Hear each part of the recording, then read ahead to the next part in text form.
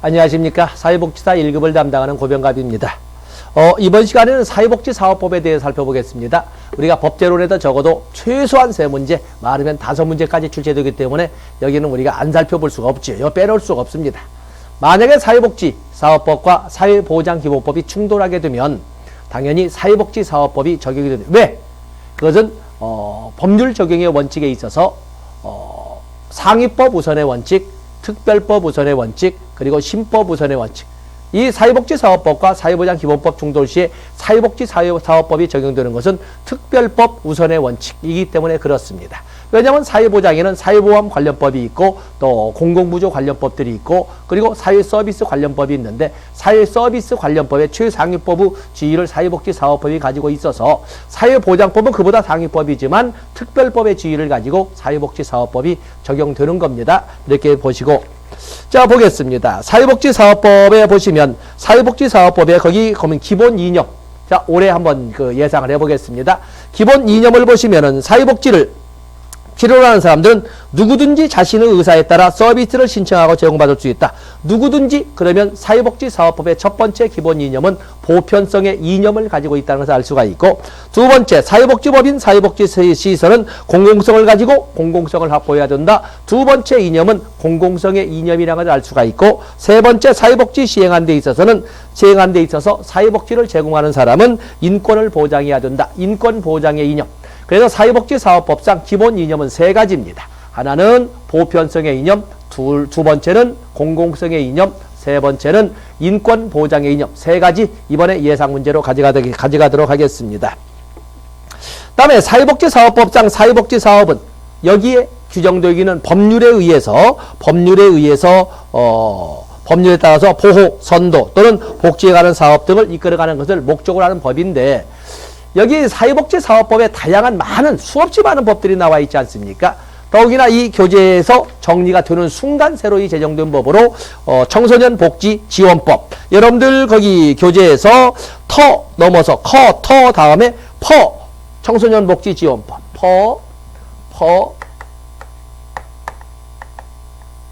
청소년복지지원법이 또 하나 신설됐습니다. 청소년복지지원법이 또 하나 신설됐다. 신설되어서 집어넣어 주시고 그리고 여기에 포함되어 있지 않는 거 우리가 언제나 설명하는 것처럼 사회복지사업법 그냥 이렇게 사회복지사업법의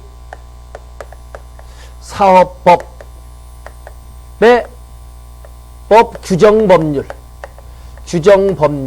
사회복지사업법에 다양한 사회복지사업을 규정하고 있는 법률이 나와 있는데 여기에는 기본법 또 그런가 하면은 사회보험 관련법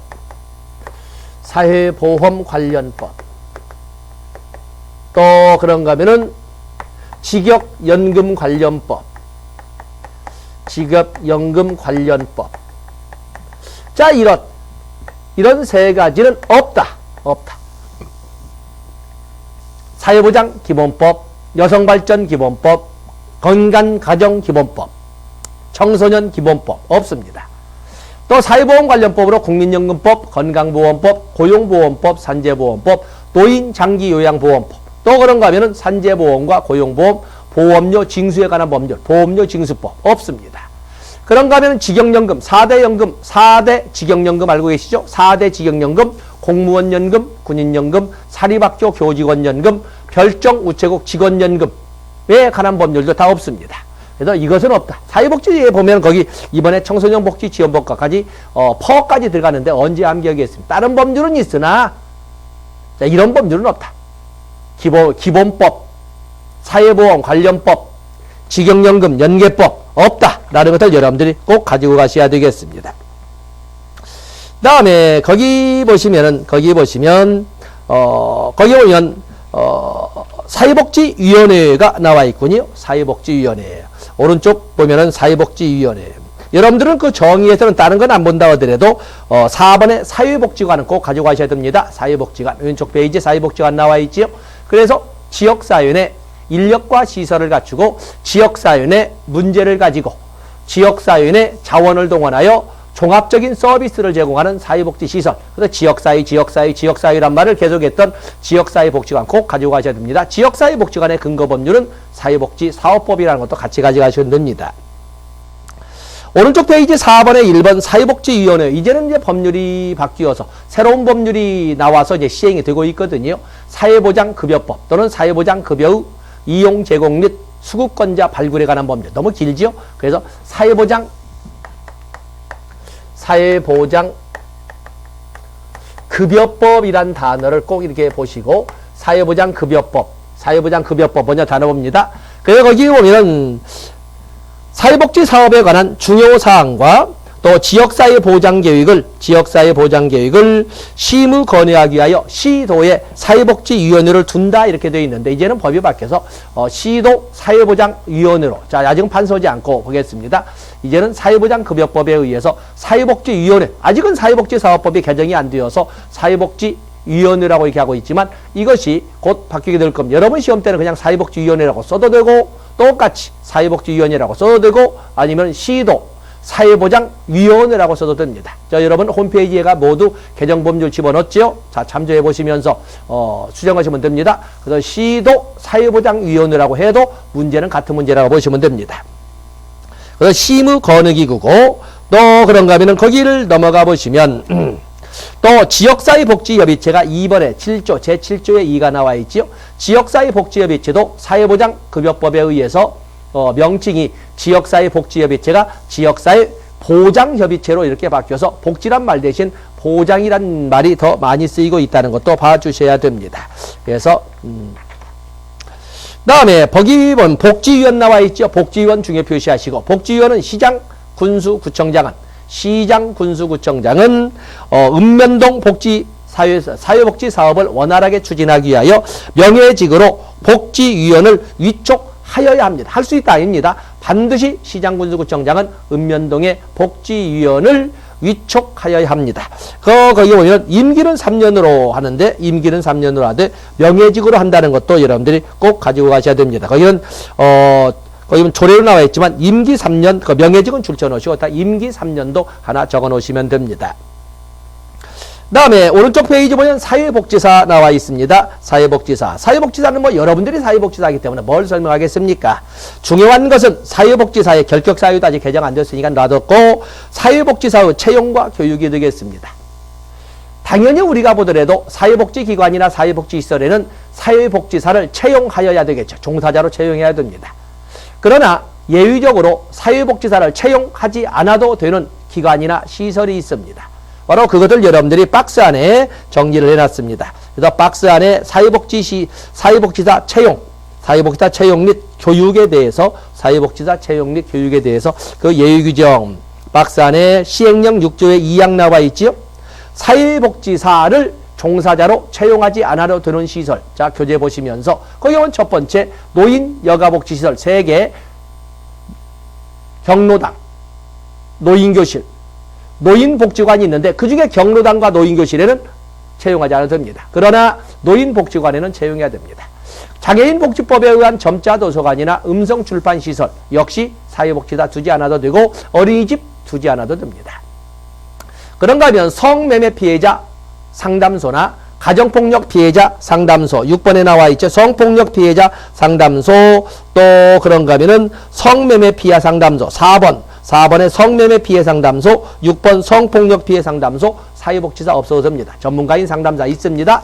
그런가 하면 정신질환자 사회복지시설이나 정신요양시설도 사회복지사 두지 않아도 됩니다. 바로 거기다 중점을 두고 여러분이 접근하시면 되겠습니다. 다음에 페이지들로 넘어가 보시면 사회복지 전담 공무원 나와 있지요. 그리고 거기 보면은 페이지 넘어가 보시면 사회복지기관이나 시설에 종사하는 사회복지사는 연간 인권에 관한 내용이 포함된 보수 교육을 받아야 되는데 그러면 시행규칙에 의해서 적어도 연 8시간 이상 그 보수 교육 시간은 8시간 이상 보수 교육을 받아야 한다 해서 박스에 법령 넣어놨습니다. 꼭 참조하시고 다음에 사회복지 전담 공무원 우리 역사에 있어서 최초로 공공부문의 사회복지 전담 공무원이 배치되기 시작한 것은 1987년부터입니다. 물론 그때는 사회복지 전문요원이라는 이름으로 그리고 별정직으로 이렇게 배치되고 법적 근거도 없었습니다. 법적 근거도 없이 두었던 것을 1992년 법적 근거를 만들면서 2000년에 명칭이 사회복지 전담공무원으로 바뀌게 되고 그리고 일반직으로 전환되어서 지금까지 유지되고 있는 겁니다. 현재 우리는 일반직으로 사회복지 전담공무원. 보통 우리가 사회복지 전담공무원의 기원은 어디서 찾습니까? 1782년 길버트법에서 찾는다는 것도 여러분들이 가지고 가실 겁니다. 가져가시고. 다음에 밑에 보시면 복지사무 전담기구 나와 있습니다. 복지사무. 사회복지 전담공무원은 바로 위에 있는 것처럼 자 거기 1번에 1번 사회복지 전담공무원 어디다 둔다? 시도, 시군구, 읍면동 복지사무 전담기구에 둔다. 근데 복지사무 전담기구를 사회보장급여법에서는 사회보장사무 전담기구라고 이렇게 이름을 바꾸기 때문에 문제가 나올 적에 법은 이제 이미 다 만들어져서 그래서 복지사무 전담기구라고 하던 사회보장사무 전담기구라고 하던 같이 쓰는데 그게 바로 하단부에 2번 복지사무 전담기구 나와 있죠. 사회보장사무 전담기구 어디다 둔다? 시군구 읍면동에 복지사무 전담기구 사회보장사무 전담기구를 둔다. 그래서 복지사무 전담기구 또는 사회보장사무 전담기구는 시군구나 읍면동에 두도록 되어 있습니다. 다음에 사회복지의 날 9월 7일 꼭 가지고 가시고 다음에 이번에 전면 개정된 것이 아니라 사회복지사업법에서 전면 삭제되고 그리고 새로운 법인 사회보장급여법으로 옮겨간 것이 바로 거기에 나와 있는 지역사회복지계획의 수립시행 또는 지역사회보장계획의 수립시행이 되겠습니다. 자 거기 홈페이지에 전부 자료 다 올려놨습니다만 한번 여러분들이 판서를 해보는으로써 출제된다라고 보고 출제됩니다. 출제된다고 보고 저 한번 여러분 손으로 노트 정리를 하도록 하겠습니다. 자 거기 보시면 사회보장사무 지역사회 복지계획 또는 지역사회 보장계획이라고 쓸까요? 지역사회 보장계획 지역사회 보장계획 지역사회 보장계획의 개요를 보면 2003년 사회복지사업법 2003년 사회복지사업법 개정으로 2003년 사회복지사업법의 개정으로 모든 지단은 맞으면 시도나 시군구 모든 지방자치단체는 시도나 시군구는 지역사회 복지계획을 지역사회 복지계획을 수립하도록 지금 이제 지역사회 보장계획을 같이 씁니다만 수립하도록 의무화했습니다. 법적 의무화됐죠. 그렇게 하면서 반드시 모든 지단 그리고 지역사회 복지협의체 시군구죠. 시군구의 지역사회 복지협의체 설치 의무화. 그래서 모든 지방자치단체는 지역사회 복지계획을 수립 시행해야 되고 당연히 시군구는 그를 심의하기 위해서 반드시 지역사회 복지협의체를 두도록 했습니다. 그리고 4년마다 수립 시행하게 되는데 우리는 2007년부터 1차 계획이 수립 시행되고 있습니다. 그러면 현재 7년, 8년, 9년, 10년, 2011년, 12년, 13년, 14년, 그리고 2015년, 16년, 17년 지금은 현재 제3차 지역사회 복지계획이 수립 시행되고 있다는 것을 알아주시면 됩니다. 그리고 반드시 지역사회 복지계획은 반드시 심의 절차를 준수하여야 합니다. 반드시 심의 절차를 준수해야 된다.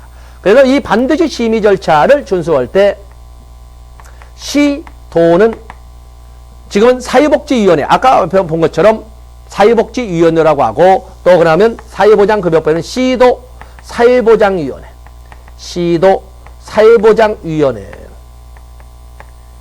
심의를 반드시 거쳐야 되고 그리고 시군구는 반드시 심의 절차를 거쳐야 하는데 시군구에 있는 지역 사회복지 여기 보면 지역사회 복지협의체 또는 사회보장급여법에서 지역사회 보장협의체의 심의를 반드시 거치도록 되어 있습니다. 시무 절차는 반드시입니다. 그리고 반드시 의회에 보고를 해야 됩니다. 반드시 의회에 보고를 해야 된다. 자, 이것을 개요로 하고 그 절차를 보도록 하겠습니다. 수립 시행하는 절차는 사회복지사업법에 전면 삭제됐습니다. 그래서 사회보장 급여법으로 이렇게 넘어갔는데, 거기 보면은 절차를 보면은 종래와 좀 바꿔졌습니다. 종래와 바꿔져서 여기 오면 시장, 군수, 구청장, 시장, 군수, 구청장은 먼저 시장, 군수, 구청장은 이해관계인의 의견 청취, 의견을 청취한 후 시군구 계획을 수립하고 그리고 나서 지역사회 보장협의체의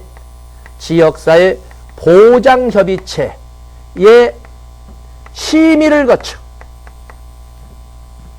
시군구 의회에 보고하고 그리고 나서 시도지사에게 제출하는 절차로 되어 있습니다. 그렇기 때문에 이 절차라고 하는 것은 먼저 의견을 청취한 후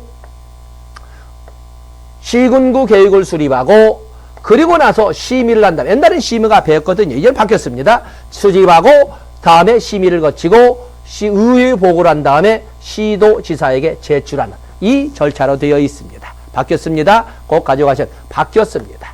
바뀌었다. 그래서 이렇게 바뀌었다는 것을 꼭 여러분들이 염두에 두시고 가셔야 됩니다. 그러면 시도지사는 역시 시군구 지원 계획을 넣어서 지원 계획을 포함해서 시도 계획을 수립하고 다음에 사회복지사업법에는 사회복지위원회지만 사회보장급여법에는 시도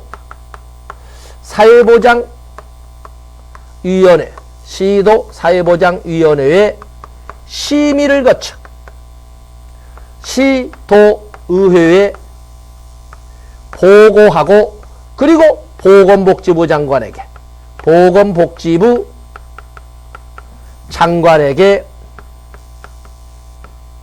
제출하는 절차로 되어 있습니다. 역시 여기도 마찬가지로 시도계획을 수립한 다음에 시도 사회보장 심의를 거쳐 의회에 보고하고 보건복지부 장관에게 제출하면 됩니다. 수립, 심의, 보고, 제출 이렇게 이 차례 바뀐 차례입니다. 것이고 그러면 보건복지부 장관은 이것을 사회보장위원회에 보고하면 됩니다. 자, 이런 차례로 되어 있다는 것을 이번에 여러분이 꼭 가지고 가셔야 되겠습니다. 그래서 거기 홈페이지에 적혀 있는 법조문을 가지고 먼저 간략하게 이렇게 축약을 시켜봤습니다. 그래서 여기 보시고 또 지역사회 복지계획 다 삭제합니다. 거기 343페이지부터 344페이지 저 전면 삭제하고 거기에 홈페이지에 있는 내용을 가지고 여러분이 하시되 여기에 전부 간략하게 절차까지 정리를 했습니다. 지역사회 보장계획을 지역사회 보장계획의 내용을 보면 다양한 것이 시도 지역사회 보장계획의 내용과 시군구 지역사회 보장계획이 이렇게 나와 있는데 자, 이거 참조해 보시고 거기 보면 시도지사와 시장군수구청장은 지역사회 보장계획을 시행하여야 한다. 그리고 자, 조심할 것이 있습니다. 페이지를 넘어가서 역시 홈페이지를 참조하는 게 더 편하겠습니다만은 거기 보면 평가가 나와 있죠. 보건복지부 장관은 시도 지역사회 보장계획의 시행 결과를 그리고 시도지사는 시군구 지역사회 보장계획의 시행 결과를 평가할 수 있답니다. 평가하여야 한다가 아니라 평가할 수 있다. 실질적으로 크든 작든 시도지사든 시장군수구청장이든 주민의 직접 선거를 통해서 뽑힌 대표자거든요. 그 때문에 상급 관청이라고 해서 무조건 하급 관청처럼 다룰 수는 없습니다. 그래서 평가할 수 있다. 이렇게 하는 거죠. 평가하여야 한다가 아닙니다. 평가할 수 있다는 그 규제에다 중요 표시를 해 놓으시면 됩니다. 평가할 수 있다. 바로 거기다 초점을 두시면 되겠습니다. 다음에 사회복지법인 언제나 빠짐없이 나왔죠. 사회복지법인. 사회복지법인을 설치 운영하려는 자는 시도지사의 허가를 받아야 된다. 그러나 사회복지법인의 정관 변경은 시도지사의 인가사항이라는 것을 1항과 그리고 3항을 가지고 접근하시면 됩니다. 시도지사의 허가사항이지만 인가 변경은 정관 변경은 인가사항이라는 것을 알아주시면 됩니다. 다음에 거기 보시면 구성 임원이 나와 있습니다. 임원 꼭 적어보셔야 돼요. 임원은 대표이사를 포함한 이사 7명, 감사 2명 이상을 줘야 되는데 그분의 3분의 1은 시무기구인 시도사회보장위원회 또는 시군구에 있는 지역사회보장협의체에서 복수로 추천한 사람 중에 임명하여야 합니다. 그래서 거기에서 3분의 1은 그렇고 이사 후 임기는 3년, 감사 후 임기는 2년 연임할 수 있습니다. 그리고 이사나 감사는 겸직금지의 의무가 있는데 감사는 전면 겸직금부지요. 겸직금지 의무가 집행돼야 되는 것이고 이사는 시설의 장은 할 수가 있습니다. 시설의 장을 제외한 기타 직원의 직을 겸할 수는 없습니다. 그래서 감사는 전면 금지고 이사는 시설의 장은 겸할 수 있다라는 것을 봐주시면 됩니다. 그래서 거기 보면 이사 임원의 겸직금지와 보충 만약에 이사나 감사 7명 이상 2명 이상 주도록 되어 있는데 결혼이 생긴다면 2개월 이내에 보충하여야 합니다. 그리고 사회복지법인은 이 재산을 가져야 되는데 이 사업 시행에 또는 사업 운영에 필요한 재산을 소유해야 되는데 기본 재산과 보통 재산으로 나누어 구분하되 기본 재산은 그 목록과 가액을 반드시 정관에 기재해야 된다. 기본 재산은 정관 기재사항입니다. 그거 봐주시고 다음에 보시면 346쪽 다음 페이지 보면 사회복지협의회가 나와 있습니다. 사회복지협의회. 사회복지협의회는 민간연합체 중요 표시하시고 민간연합체입니다. 사회복지협의회라고 하는 것은 거기 보는 것처럼 사회복지에 관한 조사 연구, 사회복지에 관한 정책 건의, 사회복지 관련 기관 단체 간의 연계 협력 조정. 자, 이런 것들 주된 사무로는 민간연합체를 사회복지협의회라고 합니다. 사회복지 사업의 조사 연구, 사회복지에 관한 조사 연구와 사회복지에 관한 정책 건의, 또 사회복지에 관련된 기관 단체 간의 연계 협력, 기관 연계 협력 조정, 또 소유계층 발굴, 또 민간 사회복지 자원의 연계 협력, 사회복지 사업의 조성 등을 하는데 자, 중요한 것은 1항입니다. 사회복지협의회는 중앙협의회도 있고 시도협의회도 있고 시군구 협의회도 있습니다만 중앙협의회와 시도협의회는 반드시 두어야 하지만 시군구 협의회는 필요에 따라 둘 수 있다. 그렇기 때문에 만약에 문제가 나올 적에 중앙협의회, 시도협의회, 시군구협의회는 반드시 설치해야 된다. 틀린 것이 되겠어요. 시군구협의회는 필요에 따라 둘 수 있다라고 되어 있다는 걸 여러분이 가지고 가셔야 되겠습니다. 다음에 오른쪽 페이지 9번에 사회복지 서비스 실시가 나와 있는데 사회복지 서비스 실시 거기에 보면 필요로 하는 사람이나 친족이나 관계인은 시장 군수구청장에게 사회 서비스 제공을 신청할 수 있고 만약에 그럴 수 없는 경우에는 사회복지 시군구 복지 담당 공무원이 시군구 복지 담당 공무원이 직권으로 신청할 수 있습니다. 역시 우리가 국민기초생활보장법에도 보는 것처럼 직권, 신청, 직권 병행주의라고 적어주시면 됩니다. 다음에 3번에 보시면 서비스 제공의 실시가 나와 있고 4번에 서비스 제공 방법, 서비스 제공의 방법에다가 중요 표시하시면 됩니다. 거기 서비스 제공의 방법을 보시면 사회복지사업법상 여기 나오는 사회복지사업법상 급여의 제공 원칙은 현물급여를 원칙으로 하되 이용권, 바우처도 제공할 수 있도록 2항에 규정을 하고 있습니다. 현물급여를 원칙으로 한다. 그리고 바우처로도 제공할 수 있도록 한다. 다음에 페이지 넘어가 보시면 정보의 파기가 나와 있는데 거기 함정이 있습니다. 자, 또박또박 읽어보겠습니다. 보건복지부 장관 및 시장 군수구청장은 조사하거나 제공받은 정보 중 보호 대상자가 아닌 사람의 정보는 5년을 초과하여 보유할 수 없다. 보호 대상자가 아닌 사람의 정보입니다. 그렇다면 반대해서 보면 뭐예요? 보호 대상자의 정보는 제한이 없습니다. 보호 대상자의 정보는 언제까지든지 보유할 수 있습니다. 그러나 보호 대상자가 아닌 사람에 관한 정보는 5년을 초과하여 보유할 수 없습니다. 5년이 되면 폐기 처분하여야 합니다.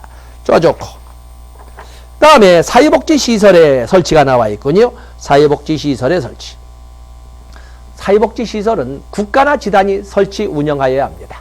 만약에 사회복지시설을 국가나 지단이 아닌 자가 설치 운영하고자 할 적에는 시장, 군수, 구청장에게 신고하여야 합니다. 신고해야 된다. 저게 폐쇄 명령을 받은 3년, 또 그 임원으로 근무하는 곳에 이런 것은 할 수가 없지만, 중요한 것은 국가나 지단이 설치한 사회복지시설은 사회복지법인이나 비영리법인에 위탁하여 경영하게 할 수 있습니다. 그 위탁 경영할 수 있는 그 위탁 계약 기간은 5년을 원칙으로 하되 갱신할 수 있도록 이렇게 규정을 하고 있습니다. 다 실어놨습니다. 거기에 여러분들이 참조하시면 되겠어요. 다음에 오른쪽 페이지 오면 사회복지관의 설치가 나와 있습니다. 사회복지관. 거기 오면 사회복지관의 근거 규정은 사회복지사업법입니다. 그래서 시설 중 사회복지관은 지역사회의 특성과 지역주민의 복지 욕구를 고려하여 서비스 제공 등 지역 복지 증진을 위한 사업을 실시할 수 있다. 당연히 지역사회복지관의 대상은 지역주민입니다. 그러나 지역사회관에 있는 자원이나 재원이 넘쳐나는 것이 아니기 때문에 어떠한 경우에는 우선 제공할 필요도 있게 되는데, 그 우선 제공 대상자 나와 있지요. 국기법에 따른 수급자나 자상의 계층, 노인, 장애인, 다문화 가족, 한부모 가족, 또 취업이나 취업 발전이 필요한 직업이나 취업 발전이 필요한 사람, 또 보호, 교육이 필요한 유아나 아동이나 또는 청소년, 또 기타 주민 등을 우선 제공 대상자도 이렇게 규정되어 있습니다. 다음에 시설의장 상근하여야 된다 하는 것 되어 있고, 자, 넘어가시면서 5번에 운영위원회가 있습니다. 모든 사회복지시설에는 운영위원회가 있는데, 운영위원회 구성은 숫자는 7개나 쭉 이렇게 있습니다만은, 거기 보면 사회복지시설의 장, 당연히 운영위원회 위원이 됩니다. 그리고 사회복지시설의 종사자 대표, 시설의 장, 종사자 대표.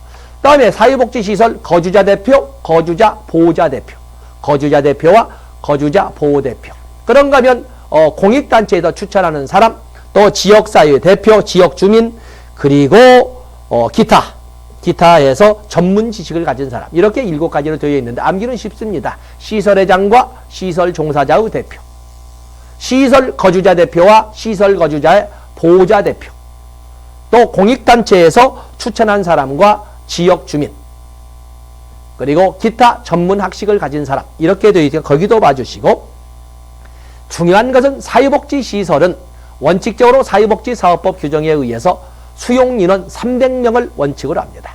300명을 원칙으로 합니다. 그러나 예외적으로 300명을 초과해도 되는 거에는 노인복지시설에 있습니다. 그래서 노인주거복지시설 중에 양로시설과 노인복지주택은 300명 초과할 수 있습니다.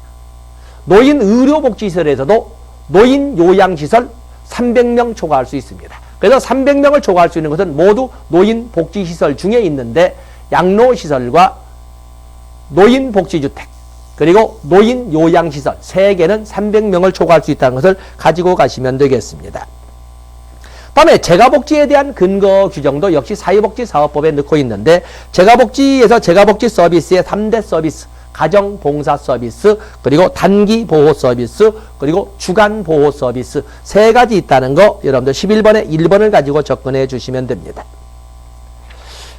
다음에 우리가 볼 수 있는 것은 거기 12번 보칙의 4번 시설의 서비스 최저 기준이 나와 있는데, 시설의 서비스 최저 기준은 누가 만들어야 되냐면 보건복지부 장관이 만들게 됩니다. 그래서 거기 시설의 서비스 최저 기준으로서는 거기 시설 이용자의 인권, 그리고 시설의 환경, 시설의 운영, 인권, 환경, 그리고 운영, 그리고 시설의 안전관리와 인력관리, 안전관리와 인력관리, 그리고 지역사회의 연계, 거기 중요 표시하죠. 지역사회의 연계도 있고 서비스의 과정과 결과도 역시 서비스 최저 기준에 들어가 있습니다.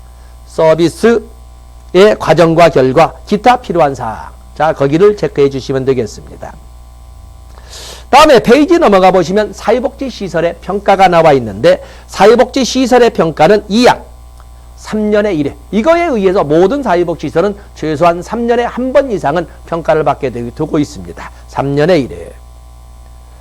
다음에 한국사회복지사 협회 나와 있죠. 한국사회복지사 협회. 1항으로 접근해 보시면 사회복지사는 사회복지에 관한 전문 지식과 기술을 개발 보급하고 사회복지사의 자질 향상을 위한 교육 훈련을 실시하며 사회복지사 복지 증진회를 도모하기 위하여 한국사회복지사 협회를 둔다 라고 되어 있습니다. 우리는 사회복지 실천론 배우면서 사회복지사 윤리강령, 거기에 보면 사회복지사의 윤리강령 윤리기준 6번째 보시면 사회복지사 윤리위원회, 사회복지윤리위원회 구성 운영은 한국사회복지사 협회에서 한다라고 명확히 규정되어 있습니다. 자, 이런 내용들이 우리가 살펴볼 그런 내용이 되겠습니다. 그래서 여러분들 사회복지사, 사회복지사업법에서 특히 대표적으로 개정된 것은 삭제되고 사회보장급여법으로 넘어간 바로 여기 나와 있는 지역사회 보장교육 수립 운영에 관한 내용 홈페이지 꼭 참조하셔서 시험에 대비하셔야 되겠습니다. 자, 이번 시간 이렇게 사회복지사업법의 중요한 내용은 여기까지 설명을 하는데 하나 더 가져갑니다. 하나 더. 사회복지관의 사업. 사회복지관의 사업. 사회복지관의 사업이 2012년도에 바뀌어서 이제는 완전히 실행이 됩니다. 사회복지관의 사업은 기능별로 운영하고 있습니다. 자, 거기 하나만 더 판서하고 하나의 교재는 없습니다만 여기 교재 빈칸 있죠? 교재 빈칸 있습니다. 교재 빈칸에다가 여러분들이 좀 하나 사회복지관 사업. 사회복지관 사업이 기능별로 바뀌었습니다. 기능별. 그래서 3대 기능이 있는데 첫 번째 사례 관리 기능. 사례 관리 기능. 두 번째는 서비스 제공 기능. 서비스 제공 기능. 사회복지관에서 아까 사회복지관 그 큰 틀만 봤죠. 그래서 이번에는 서비스 제공 기능, 그리고 지역 조직화 기능. 이렇게 3개의 기능별로 나누고, 그리고 기능마다 3개의 각각이 서비스를 이렇게 세부 사업을 이렇게 나눠놨습니다. 3개, 4개, 3개. 사례 관리 기능에는 사례 관리 기능, 사례 발굴 사업, 사례 발굴 사업, 사례 개입 사업, 또 서비스 연계 사업, 서비스 연계 사업. 이렇게 사례 관리 기능에는 사례 발굴 사업, 사례 개입 사업, 서비스 연계 사업 3가지가 있습니다. 다음에 서비스 제공 기능에는 4가지가 있는데 가족 기능